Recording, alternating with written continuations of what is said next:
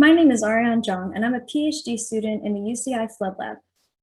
You may have heard about the massive wildfires that have happened in California over the past few years, but did you know that once the fire is out, the danger might not be? In this video, I explain how flood and debris flow hazards can get worse after wildfires, and give you a sense of the work our group is doing in partnership with regional flood control agencies to characterize risks and protect public safety in Southern California.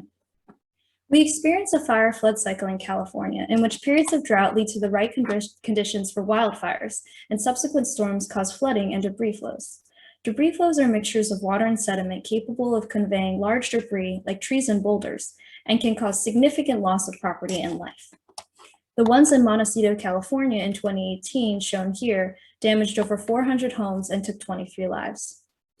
Post-fire flood and debris flow risks are increasing due to an increasing trend in the frequency and severity of large wildfires in the western US caused by climate change and a history of wildfire suppression. To put this into perspective, 7 of the top 10 largest wildfires in California state history have happened in the last 4 years. Flood and debris flow risks are also increasing due to expanding development at the wild and urban interface, the transition zone between undeveloped wildlands and urbanized areas where fires frequently occur. Flood control agencies, which are responsible for designing and maintaining flood control infrastructure, need better tools for estimating future post-fire flood and debris flow risks. This diagram represents the layout of a Southern California community like Montecito, where a steep mountain canyon is located upslope of a community built on flatter topography. The community is protected from floods by a debris basin located at its outlet, designed to capture coarse sediment and debris. During the storm, rain that falls within the mountain canyon generates water flow over the landscape called runoff. As the runoff flows downstream towards the debris basin, it picks up and transports sediment and debris, a process known as erosion. The debris basin is designed to only allow water and fine sediment to flow into the flood control channel that it's connected to. Then the channel conveys the flow to a downstream water body. Provided that storm events do not produce a flow rate into the channel greater than what the channel was designed for, the community is protected from floods. Here's an example of a debris basin and channel system from the city of Lake Elsinore in Riverside County. Now, when a wildfire occurs, it strips the hill slopes of vegetation, destabilizing the soil and increasing the potential for runoff and erosion.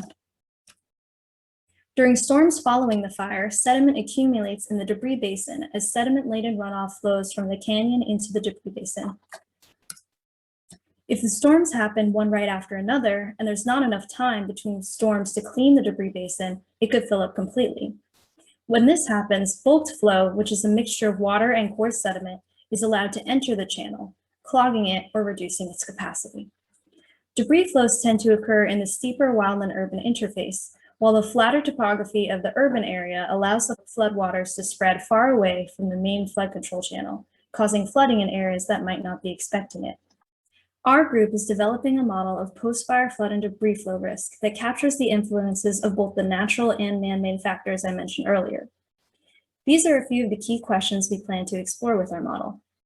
We're working with agencies like the Riverside County Flood Control and Water Conservation District to develop our model and support their emergency planning efforts in the face of increasing flood and debris flow risks.